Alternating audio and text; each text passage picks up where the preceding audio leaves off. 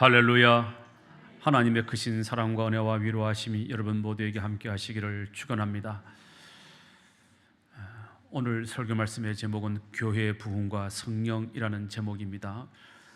요즘 우리 그리스도인들이 부흥이라는 말을 쓰면 또 우리 목사님 또 뭐 숫자적 증가 뭐 이것만 또 강조하시겠구나, 벌써 이렇게 마음을 딱 닫으시는데 오늘 말씀을 잘 귀담아 들어주시면 고맙겠습니다. 교회의 부흥은 숫자만의 증가를 의미하는 것은 아닙니다. 화면 보시겠습니다. 부흥이라는 이 말은 회복할 복, 돌아올 복, 뒤집을 복, 다시 부라는 한문과 일흥, 일어날 흥이라는 단어를 씁니다. 그러니까 다시 회복되고 다시 돌아오고, 그리고 상황이 역전되고, 그리고 다시 뭔가 좋은 쪽으로 상황이 바뀌고 일어나는 것을 부흥이라고 하는 것이죠. 영어로는 이렇게 씁니다. 리바이벌, 다시라는 말이고요. 라틴어 비베레에서 온 살다, 살리다라는 단어와, 그리고 동사나 형용사를 명사로 만드는 전미어 AL이 붙어서 다시 살리다, 부흥은 다시 살리는 것, 그게 부흥이라는 것이죠. 그러니까 죽어가던 것을 다시 살리고, 침체되던 것을 다시 살리고, 약해져 가던 것을 다시 강하게 회복시키고, 망해가던 것을 다시 흥하도록 만드는 것, 이게 바로 부흥이라는 것입니다. 그러므로 부흥은 그것이 사업이 되었던, 공부가 되었던, 장사가 되었던, 교회가 되었던, 각자의 인생이 되었던, 무엇이 되었든지 간에 쇠퇴했던 것이, 약해져 가던 것이, 안 되던 것이, 망해가던 것이, 침체되던 것이, 주저앉아 있던 것이, 실패했던 것이, 안 좋았던 것이, 병들었던 것이, 죽어가던 것이 다시 살아나고, 다시 회복되고, 다시 더 좋아지고, 다시 더 나아지고, 다시 더 잘 되어져 가는 것, 그게 뭐라고요? 그게 부흥이라는 거예요. 그렇다면 여러분, 여기서 질문, 여러분들이 다니고 있는 우리 거함교회가, 그리고 여러분들이 살고 있는 여러분들의 가정이, 여러분들이 하고 있는 사업이, 그리고 여러분들의 자녀가, 그리고 여러분들의 인생이 더 잘 되는 부흥이 일어났으면 좋겠습니까? 아니면 안 되고 망하고 쪼그라들고 침체되고 주저앉았으면 좋겠습니까? 뭐 물어보나 마나 한 질문 아니겠어요? 자, 이렇게 질문하면 전부 다 잘 됐으면 좋겠어요, 더 좋아졌으면 좋겠어요, 더 나아졌으면 좋겠어요, 이렇게 대답한다 이 말이죠. 그게 바로 뭐라는 거예요? 부흥이라는 거예요. 그러니까 부흥은 단순히 숫자적인 증가만을 의미하는 것이 아니라 본질적으로 침체되고 안 되고 망해가고 병들어가고 회복되지 않고 주저앉고 실패했던 것들이 다시 잘 되는 것, 그게 뭐라고요? 부흥이라는 거예요. 저는 우리 거함교회가, 그리고 여러분들의 인생이, 여러분들의 가정이, 여러분들이 하는 모든 일들이 주 안에서 그렇게 부흥되시기를 주님의 이름으로 축원합니다. 제가 십몇 년 전에 한국교회 미래 지도라는 책을 읽었어요. 십몇 년 전에, 사진으로 보시겠습니다. 이 책입니다. 십몇 년 전에 한국교회 미래 지도라는 책이 나왔고, 그리고 최근에 다시 한국교회 미래 지도 E2라는 책이 나왔습니다. 제가 십몇 년 전에 이 책을 읽고 굉장히 충격을 받았습니다. 충격받은 이유는 이 책에 보면 이렇게 한국교회의 미래를 진단했기 때문입니다. 화면 보시죠. 1951년부터 1963년 사이에 출생한 1차 베이비 붐 세대들의 은퇴가 시작되는 2009년부터 한국교회의 침체가 시작되는데, 1차 베이비붐 세대의 마지막 세대인 1963년생들의 은퇴가 마무리되는 2021년부터 한국 교회는 돌이킬 수 없는 침체 상태에 빠지게 되고, 대한민국 인구가 마이너스로 돌아서는 2028년부터 한국 교회 교인 수는 350만 명 이하로 떨어지게 된다라고 이 책의 저자인 최윤식 박사가 진단을 한 거예요. 제가 이 책을 읽고 충격을 받았어요. 그래서 제가 이 최윤식 박사를 찾아갔어요. 만났어요. 그래서 해결 방안이 뭡니까? 라고 물었더니 현재 상태로는 없습니다. 있다면, 이분이 이렇게 말을 했어요. 있다면 앞으로 10년 동안 주일 학교를 살리는 겁니다. 교회 학교를 살리지 않으면 이런 일을 당하게 될 겁니다. 이렇게 말을 했는데, 주일 학교를 살릴 방법이 없어요. 왜? 애들이 없어. 애들이 줄잖아요. 아이를 안 낳으니까. 자, 그래서 제가 이 비극적인 전망을 보면서 2009년부터 이미 한국 교회는 침체기에 접어들었습니다. 그래서 그런지 몰라도 요즘 만나는 목사님들마다 하시는 말씀이 뭐냐면, 요즘은 교회가 뭘 해도 안 된다. 이 목사님들의 얘기예요. 목회하는 목사님들이 이제 한국 교회 부흥은 끝났다. 목회하는 목사님들이 그렇게 말씀들을 하세요. 왜? 해보니까, 목회를 해보니까 되더라 안 되더라? 안 되더라 이 말이에요. 예전 같지 않다라는 얘기입니다. 지난 10년 동안 2014년부터 2025년까지 각 교단의 교인 수 통계를 제가 확인을 했어요. 그랬더니 대한예수교 장로회 합동 측은요, 지난 10년 동안 59만 명이 줄었어요. 우리는 놀라지도 않아요. 우리 거함교회는 숫자에 아주 강하기 때문에 웬만한 숫자는 놀라지도 않아. 합동 측 교회가 59만 명이 줄었다니까요. 59만 명. 10년 동안. 통합은요, 통합 측은요 80만 명이 줄었어요. 80만 명이 줄었어요. 감리교회는요 18만 명이 줄었습니다. 그리고 성결교단은 9만 명이 줄었어요. 10년 동안. 우리 교단, 우리 기장교단은요 지난 10년 동안 8만 명이 줄었어요. 10년 동안. 매년 한국 교회는요 20% 이상 교인 수가 지금 감소하고 있습니다. 그래서 2025년 말 현재 한국 기독교 교인 전체 수는 700만 이하라고 보는 것이 맞습니다. 700만 이하. 그러니까 700만에서 매년 20%씩 감소하면 매년 몇 명이 주는 거예요? 140만 명씩 줄어요. 3년이 줄면 350만 명 이하가 되는 게 맞죠. 그래서 최윤식 박사는 1928년이 되면 한국 교회는 350만 명 이하로 주저앉게 될 것이다라고 예측하고 있는 것입니다.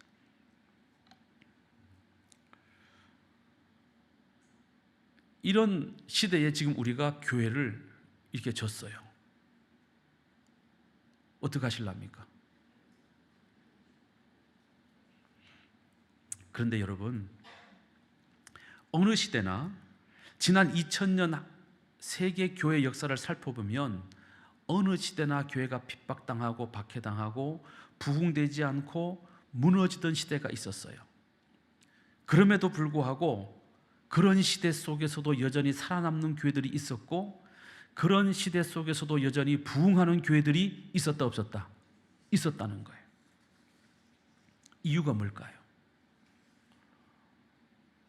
모든 교회가 안 된다고 아우성치고, 모든 교회가 침체되고, 모든 교회가 문을 닫고 있는 이 시대에 그럼에도 불구하고 부흥하는 교회들이 있었다는 겁니다. 이유가 뭘까요? 왜 어떤 교회는 부흥하고 어떤 교회는 침체하는 것일까요? 우리는 그 해답을 성경에서 찾아야 합니다. 그렇지 않고 그 원인을 다른 곳에서 찾게 되면 누군가에게 책임을 전가하게 됩니다.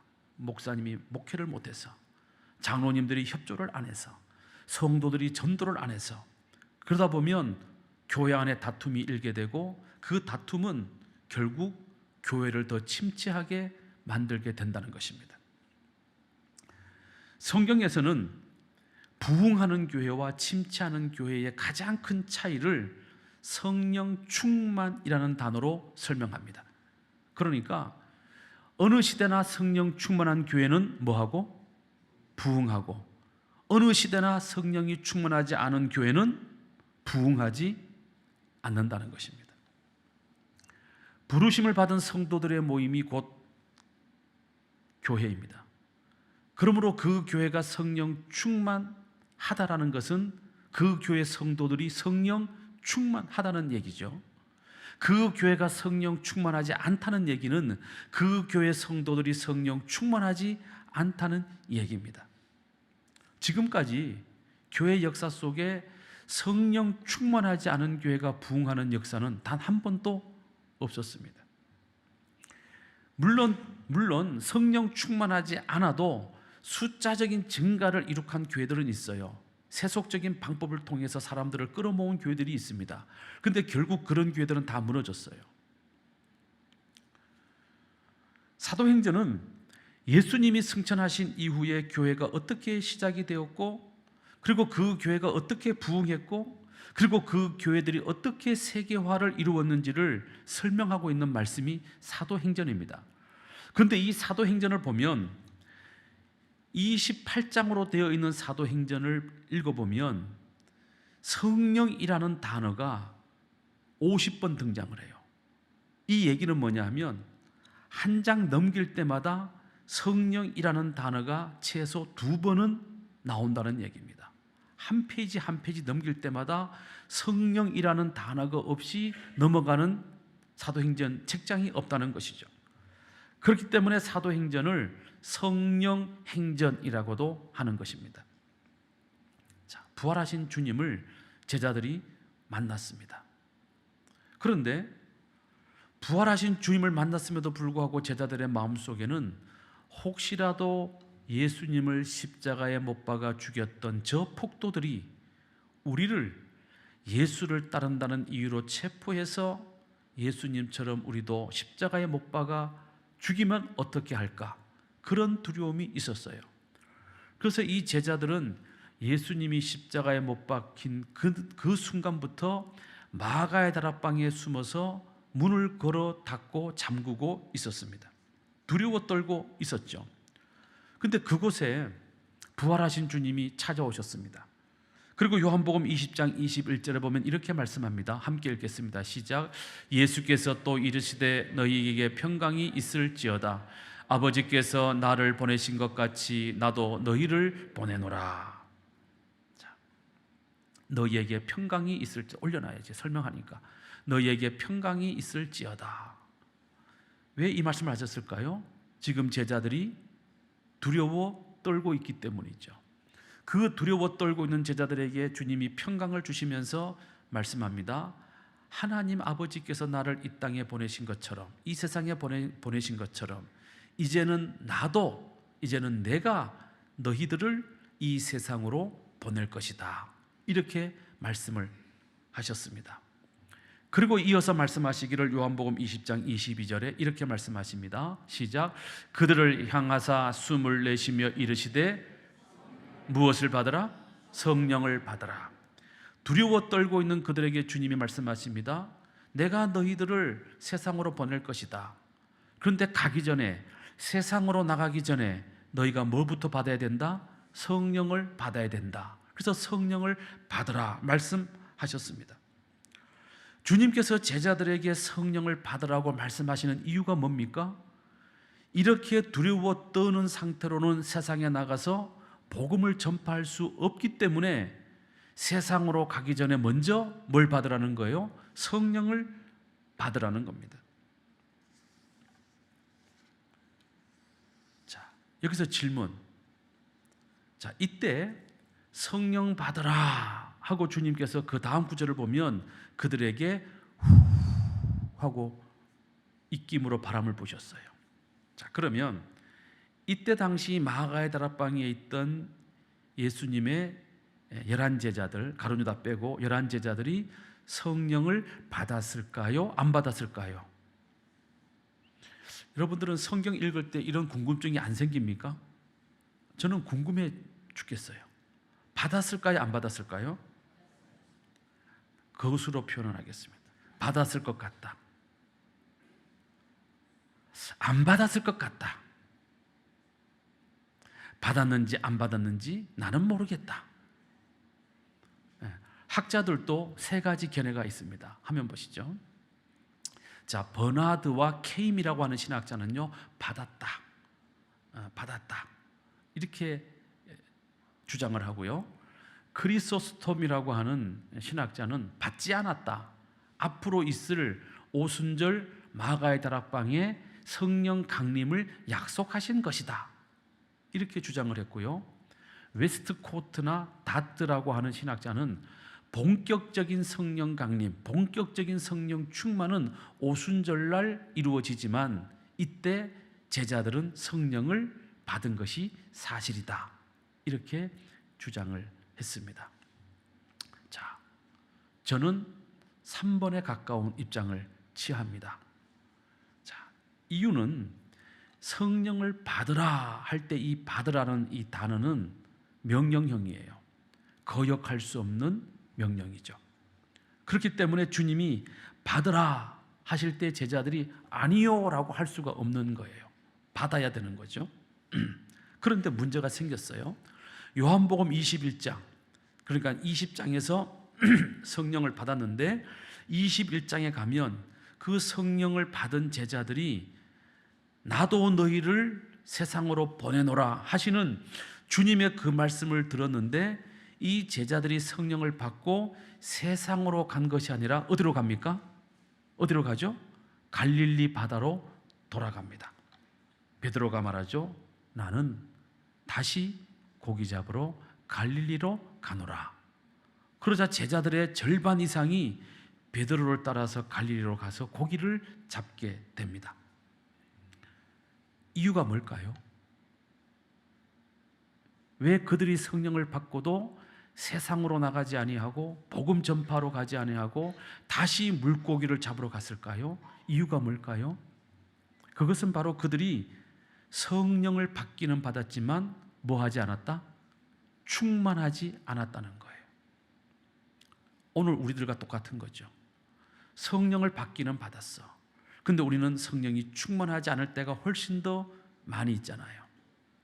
그래서 주님은 이런 제자들을 이대로 두고 내가 승천해서 하나님께로 돌아가면 이 땅에 앞으로 영원히 나의 몸, 나의 교회가 세워질 수 없겠구나.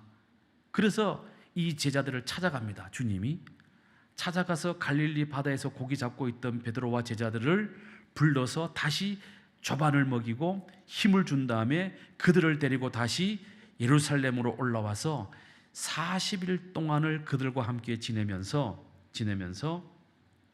성령 충만함을 받는 방법에 대해서 훈련하고 가르쳐 주시기 시작을 했습니다. 그렇게 40일이 지나가고 이제 주님이 승천하실 때가 되자 주님께서 사도행전 1장 4절과 5절에 이렇게 말씀합니다. 시작. 사도와 함께 모이사 그들에게 분부하여 이르시되 예루살렘을 떠나지 말고 내게서 들은 바 아버지께서 약속하신 것을 기다리라. 몇 날이 못되어 성령으로 세례를 받으리라 하고 주님이 다시 한번 강조하십니다. 내게서 들은 바가 뭐예요? 빨간색으로 된 내게서 들은 바. 지난 40일 동안 내가 너희들에게 가르쳐준 그대로 성령 충만 받는 방법을 배운 그대로 너희는 예루살렘을 떠나지 말고 하나님 아버지께서 약속하신 대로 요엘서 2장 28절 이하에 나와 있는 그 약속의 말씀을 너희가 믿고 기다려라. 내가 가르쳐준 그대로 하면서 기다려라. 그러면 몇 날이 못 되어서 너희가 성령으로 무엇을 받으리라? 세례를 받을 것이다. 이렇게 말씀을 하시는 거예요. 나중에 베드로가 성령 충만함을 받고 예루살렘 거리로 나가서 담대하게 복음을 선포할 때 요엘서 2장 28절 이하의 말씀을 이 베드로가 인용을 합니다. 그 요엘서 2장 28절 이하의 말씀의 핵심 내용이 뭡니까? 그때가 되면, 그때에 내가 남녀노소 가릴 것 없이 남종이나 여종이나 주인이나 상관하지 않고 모든 사람에게 성령을 부어주리라. 이게 요엘서 2장 28절 이하의 하나님이 요엘 선지자를 통해서 하신 약속의 말씀이에요. 결국 무슨 얘기입니까? 주님은 마가의 다락방에서 40일 동안 제자들과 함께 있으면서 바로 이 요엘서 2장 28절 이하의 말씀을 가지고 제자들에게 봐라, 하나님이 요엘 선지자를 통해서 이렇게 약속하시지 않았느냐? 이 성령이 너희에게 충만하게 임할 때까지 너희는 이렇게 기도해야 된다, 예루살렘을 떠나지 않아야 된다 라고 40일 동안 주님이 제자들에게 가르쳐 주셨다는 것입니다. 여기에 성령으로 세례를 받으리라 하는 이 말씀이 무슨 말씀이냐 하면요, 세례라고 하는 말은 엄밀히 말하면 물에 잠기다, 그런 말이에요. 물에 잠기다. 물에 잠기다. 그러니까 사람을 세례받을 때 이 단어를 침례라고 하죠. 그래서 침례교는 어때요? 침례교는 세례식을 할 때 성도들을 어떻게 합니까? 물속에다가 그냥 확 밀어 넣어버려요. 그래서 성부와 확 집어넣고, 그래서 그 속에서 성도가 숨이 차가지고 막 꼬골락 넘어갈 때 싹 끄집어내고 다시 성자와 하면 숨 한번 들이쉬고 또 푹 들어가는 거야. 그리고 또 숨이 넘어갈 때 말듯할 때 또 꺼내가지고 성령의 이름으로 하고 또 숨 한번 쉬고 확 집어넣는 거예요. 그러면 그 물속에 들어갈 때 이 성도가 뭘 경험을 하는 거예요? 죽음을 경험하는 거예요. 나는 죽고 이제 내가 이 침례를 통해서, 세례를 통해서 내가 다시 살아난다, 이렇게 인식하게 되는 거죠. 자, 물속에 잠기는 입장에서 보면 물이 지금 어떤 거예요? 나한테 충만한 거예요? 충만하지 않은 거예요? 충만한 거예요. 그래서 예수님이 너희가 성령으로 세례를 받으리라 하는 이 말씀은 너희가 성령을 충만하게 받게 될 것이다 라는 뜻으로 이 말씀을 하신 겁니다. 자, 그러면 그렇게 성령 속에 푹 잠길 정도로 우리가 성령을 충만하게 받으면 어떤 일이 일어나는가? 그게 바로 사도행전 1장 8절의 말씀이에요. 함께 읽겠습니다. 시작. 너희가 권능을 받고 예루살렘과 온 유대와 사마리아와 땅끝까지 이르러 내 증인이 되리라. 무슨 얘기입니까? 성령 받은 것만 가지고는 절대로 권능을 나타낼 수도 없고, 성령 받은 것만 가지고는 주님의 증인이 될 수 없다는 거예요.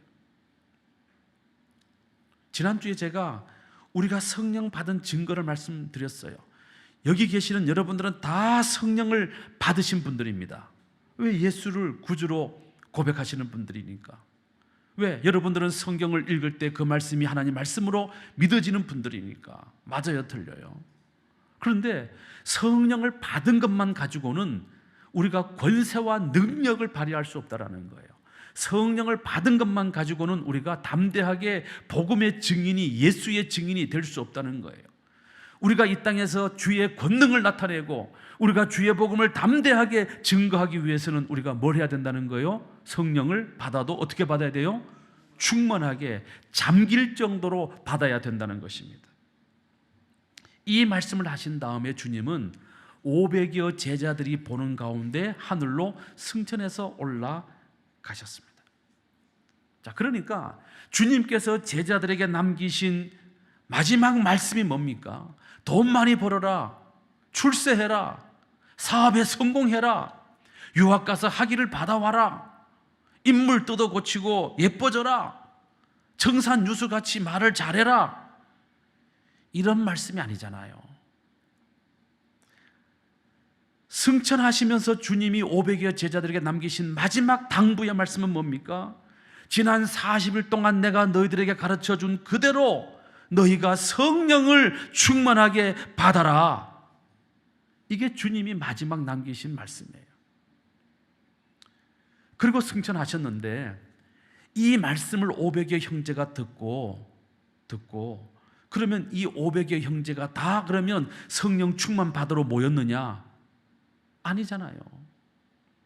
겨우 24%인 120명만이 주님께서 말씀하신 그 성령 충만을 받기 위해서 다시 마가의 다락방으로 모여들었습니다.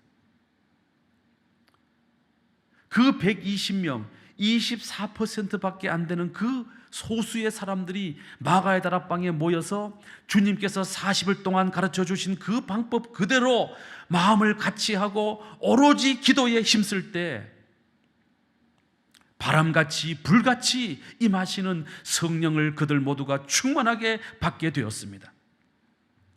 성령 충만함을 받게 되자 그들 속에서 두려움이 사라졌습니다. 담대하게 예루살렘 거리로 나가서 당신들이 십자가에 못 박아 죽인 그 예수가 바로 메시아이시고 구주이시라고 외치는 복음의 증거자들이 되었습니다.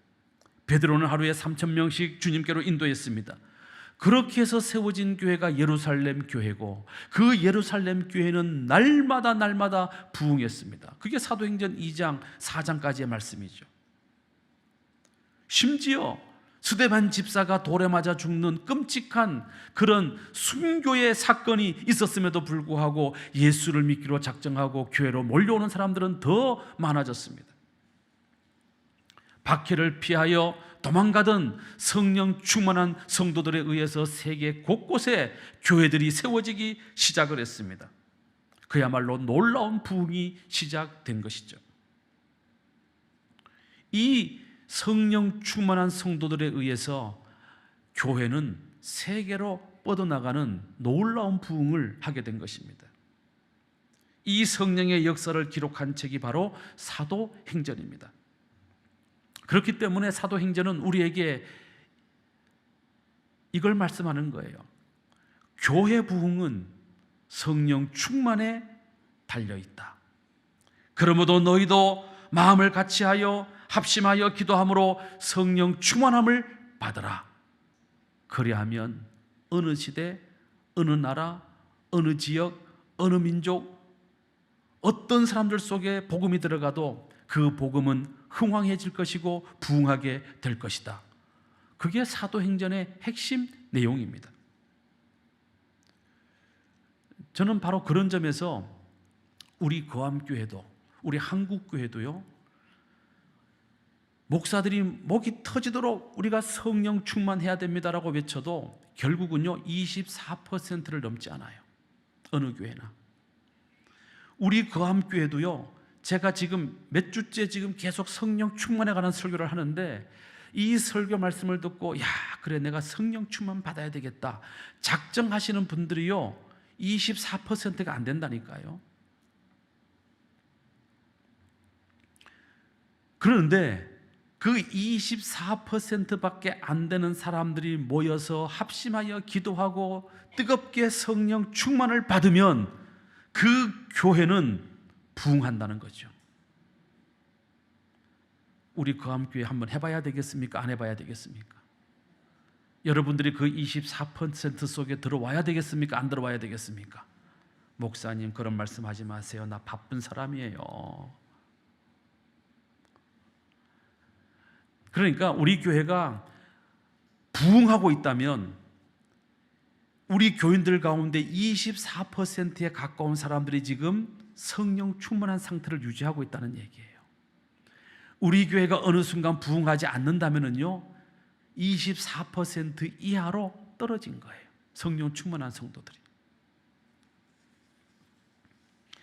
세상의 모든 교회는 다 성령 받은 성도들이 모여서 만들어졌습니다.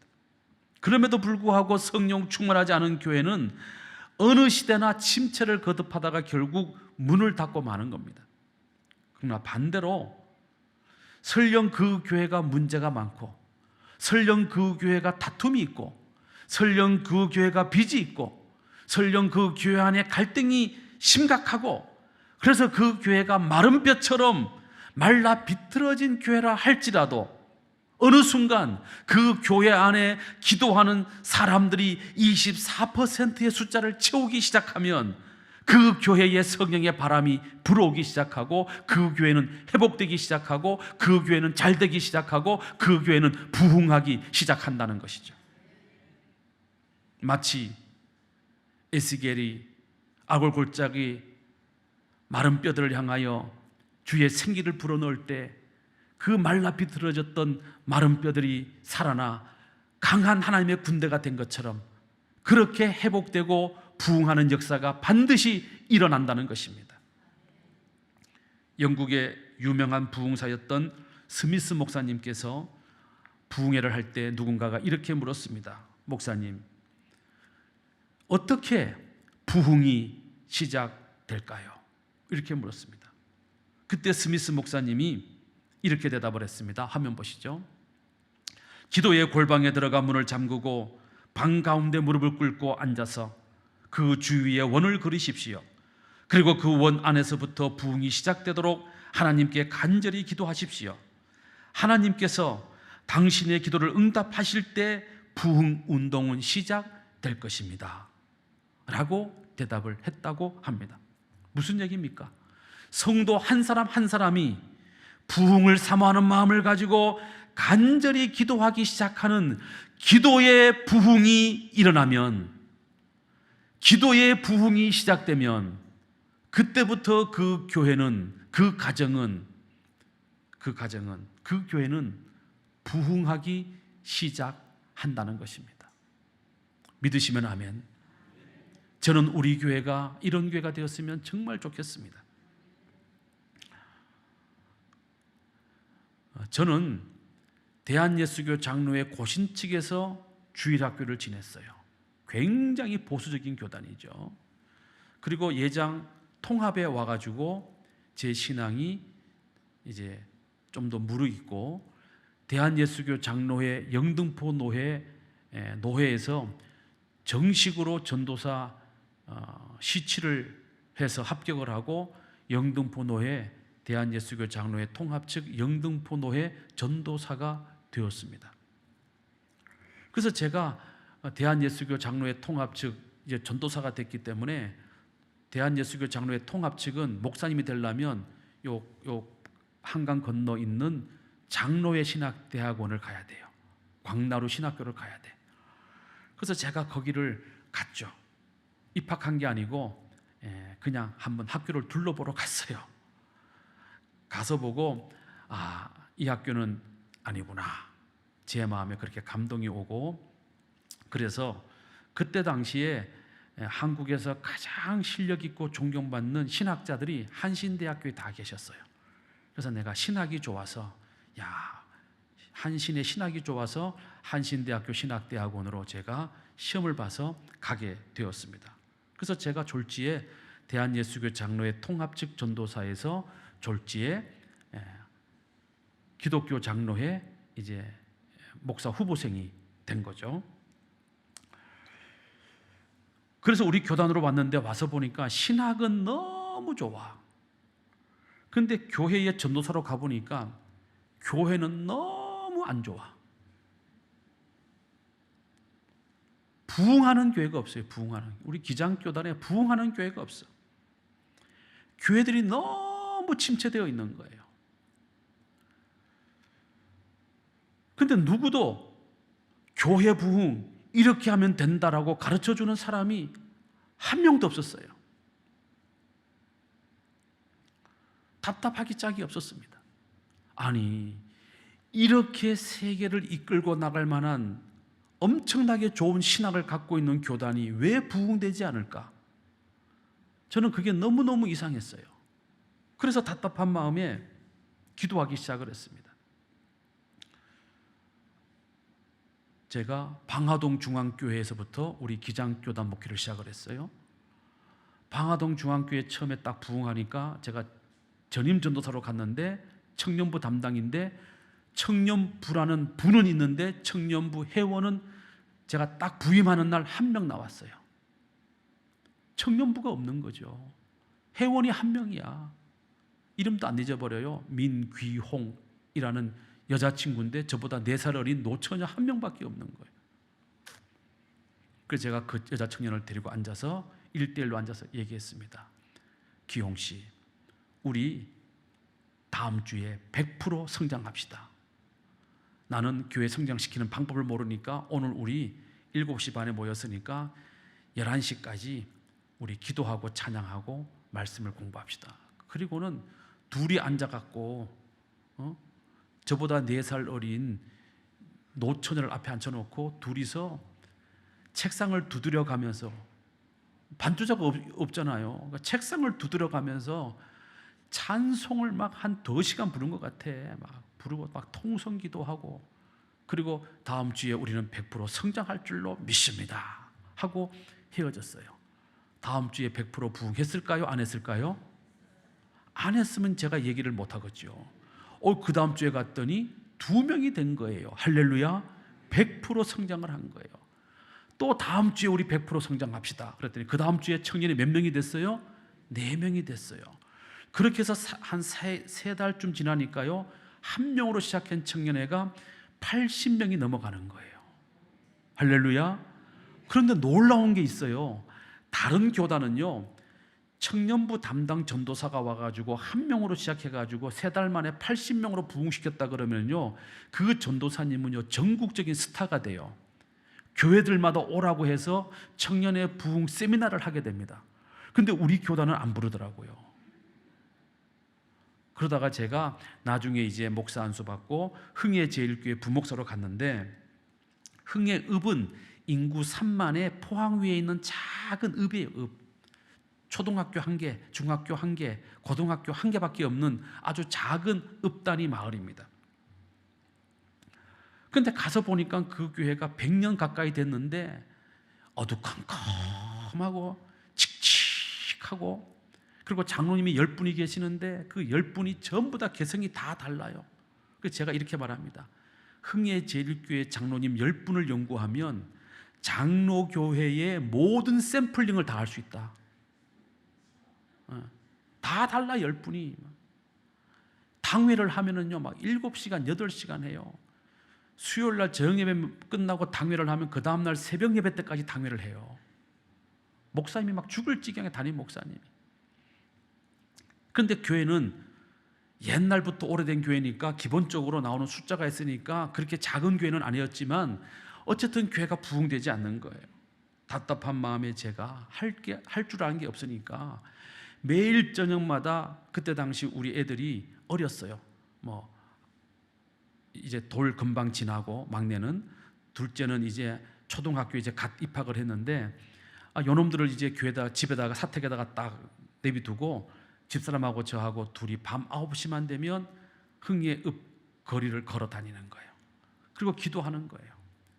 걸어 다니면서 기도하는 거예요. 하나님, 이 부족한 종이 걸어가는 이 골목길로 걸어다니는 사람들 마음속에 예수 믿고 싶은 마음이 생기게 해주시고, 기왕에 예수를 믿겠다고 작정하면 우리 흥해제일교회 나와서 예수 믿도록 역사해 주십시오. 그렇게 기도하면서 골목을 다니면서 밤마다 기도를 하기 시작을 했어요. 그리고 다니면서 모든 흥해에 있는 모든 집들을 축복하기 시작을 했어요. 그래서 지나가다가 대문이 있으면 그 대문에 손을 얹고, 주여, 이 집에 살고 있는 사람들 예수 믿고 싶은 마음이 있으면 우리 교회 나와서 예수 믿고 구원받게 해주시고, 이미 예수를 믿고 있는 사람들이라고 한다면 하나님의 복을 받게 해주십시오. 기도하면서 모든 집을 다 축복했어요. 흥해읍 시민들이 지금 잘 된다고 하면 다 제 덕인 줄 알아야 돼요. 제가 매일 밤마다 다니면서 기도했어요. 매일 밤마다. 아파트는 들어갈 수가 없으니까 아파트 입구에 딱 서가지고 제가 그 아파트를 보면서 흥해 장미 아파트 101동 여기에 살고 있는 모든 사람들이 다 예수 믿고 기왕에 믿을 거면 우리 흥해제일교회 나와서 예수 믿게 해주세요 기도했어요. 토요일이 되면 교회 학교 교사들을 데리고 학교 앞에 가가지고 학교 대문을 붙들고 기도했어요. 주여, 이 학교에 다니는 학생들 가운데 10분의 1을 우리 교회로 보내주세요. 초등학교 가서 기도하고, 중학교 가서 기도하고, 고등학교 가서 기도했어요. 그리고 금요철야 때마다 또 교사 기도회 때마다 성령을 충만하게 부어주시기를 간절히 기도했습니다. 그냥 방법은 몰랐어요. 그냥 단순 무식하게 기도했어요. 그냥 생떼를 쓰기 시작한 거죠. 그렇게 기도하고 한 6, 7개월쯤 시간이 지나갔습니다. 그런데 놀라운 이상한 일이 일어나기 시작을 했습니다. 어느 순간부터 금요 기도의 시간에 성령의 불이 막 임하기 시작을 하는 거예요. 사람들이 앉아있다가 막 뒤로 막 훅 나가 떨어지는 일이 일어나는 거예요. 병든 자들이 금요 기도에 와서 기도하면 병든 자들이 막 낫는 역사가 일어나기 시작을 했습니다. 싸우고 다투던 성도들 얼굴이 밝아지고 그 교회의 다툼이 사라지기 시작을 했습니다. 더 놀라운 것은 주일날 아침이 되면 어디에서 몰려오는지 아이들이 흥의 제일교회로 막 몰려오기 시작을 하는 거예요. 너무나 많이 몰려와가지고 제가 교회 입구에 서가지고 그때 당시에 관리 집사였던 김성돌 집사에게, 집사님 이러다가 교회 무너지겠습니다 라고 할 정도로 애들이 몰려오기 시작을 했어요. 그렇게 1년 반이 지나가자 교회 학교, 그 작은 읍의 교회 학교 유치부에 유치부 어린 젖먹이들이 80명이 넘었어요. 놀라지도 않으시죠? 우리 거암교회 이 아파트를 등지고 있는데도 유치부 지금 몇 명 모입니까? 20명이 될까 말까 합니다. 그 촌구석에서 유치부가 80명이 넘게 모였어요. 1, 2학년이 80명, 60명이 넘고 3, 4학년이 80명, 100명 가까이 되고 5, 6학년이 100명을 넘고 중고등부가 120명이 넘게 모이고 그 시골에 모두 대학구로 서울로 대구로 다 떠나가는 그 촌구석에서 청년부가 50명 이상 모이는 부흥을 이루기 시작을 했습니다. 작년부도 예배 시간, 대배 시간에 1, 2부 다 합쳐서 290명, 280명 왔다 갔다 하던 교회가 어느 순간 460명을 넘어가는 그런 교회로 부흥하기 시작을 했습니다. 숫자적인 증가도 증가지만 교회가 좋아졌어요. 싸움이 없어지고 다툼이 없어지고 모이기를 즐거워하고 기도하기를 좋아하고, 그래서 교회 오면 너무너무 행복한 그런 교회가 되었던 것입니다. 자, 그러자 어떻게 그렇게 교회가 부흥했는지 궁금한 분들이 생겨나기 시작을 했어요. 주변에 있는 목사님들이. 그래서 저에게 찾아옵니다. 김 목사님, 교회를 부흥시킨 좋은 프로그램이 있으면 저한테 좀 주세요. 이렇게 얘기를 해요. 그러면 제가 그 프로그램을 줬겠어요? 안 줬겠어요? 줬을까요? 안 줬을까요? 안 줬어요. 왜? 프로그램이 없거든. 프로그램이 없었어요. 한 번도 무슨 프로그램을 한 적이 없어요. 그냥 단순 무식하게 뭐만 한 거예요? 기도만 한 거예요. 그리고 강조했어요. 교회는 성도들에게, 찾아오는 성도들에게, 찾아오는 아이들에게 교회는 예수를 주는 곳이다. 그러므로 교회 학교에서 애들 선물 주지 마라, 간식 주지 마라, 교사들이여 아이들에게 예수를 줘라. 이게 제 프로그램이었어요. 난리가 났죠. 처음에 교회 학교 교사들이, 아니 목사님, 애들한테 간식 안 주고 어떻게 교회 학교가 부흥합니까? 간식 먹을 놈은 다른 교회 가라고 그래라. 우리 교회는 예수 먹을 사람만 오라고 그래라. 그런데도 애들이 몰려오기 시작을 하는 거예요. 사랑하는 성도 여러분, 기도가 부흥하면 가정이 부흥합니다. 기도가 부흥하면 여러분들의 사업이 부흥합니다. 기도가 부흥하면 여러분들의 교회가 부흥됩니다. 기도가 부흥하면 여러분들의 인생이 부흥하는 것입니다. 화면 보시죠. 함께 읽겠습니다. 시작. 기도의 부흥이 일어나면 교회의 부흥이 시작된다. 믿습니까? 그래서 기도의 대가이신 E.M. 바운즈 목사님이 자신의 책 기도의 본질에서 이렇게 말했습니다. 시작. 기도는 교회의 기초와 같아서 기도가 흔들리면 모든 것이 흔들린다. 교회를 위해 눈물로 기도하며 간구하는 사람들이 있다면 그 교회는 절대로 흔들리지 않는다. 그러므로 기도하는 지도자들이 많은 교회는 복이 있다라고 강조했습니다. 사랑하는 성도 여러분, 여러분들은 우리 거암교회가 어떤 교회가 되기를 원하십니까? 침체되는 교회가 되기를 원하십니까? 부흥하는 교회가 되기를 원하십니까? 여러분들은 여러분들의 가정이 어떤 가정이 되었으면 좋겠습니까? 침체되는 가정이 되었으면 좋겠습니까? 아니면 부흥하는 가정이 되었으면 좋겠습니까? 여러분들은 여러분들의 사업이 부흥했으면 좋겠습니까? 침체했으면 좋겠습니까? 여러분들의 인생이 부흥했으면 좋겠습니까? 침체했으면 좋겠습니까? 기도의 부흥이 일어나면 여러분들의 가정이 부흥되고, 여러분들의 사업이 부흥되고, 여러분들의 인생이 부흥되고, 기도가 부흥하면 그때부터 우리 그와 함께는 놀라운 부흥을 이루어 나가게 될 줄로 믿으시기를 주님의 이름으로 축원합니다. 문제는 기도의 부흥이 일어나야 된다는 것이죠. 왜? 기도의 부흥 없이 성령 충만은 있을 수 없기 때문입니다. 여러분 모두 뜨겁게 힘껏 열심히 주님이 약속하신 그 성령을 충만하게 받을 때까지 간절하게 기도해서 성령 충만 받음으로 여러분들의 가정과 일터와 사업장과 여러분들이 행하는 일들과 여러분들의 인생과 우리가 섬기는 교회가 크게 부흥하는 놀라운 역사를 이루어 나가게 되시기를 주님의 이름으로 축원합니다. 거룩하신 아버지 하나님, 오늘날 교회는 침체되어지고 성도들은 나약하기 짝이 없는 시대에 우리가 살고 있습니다. 우리가 성령 충만을 받아야 할 이유가 바로 여기에 있습니다.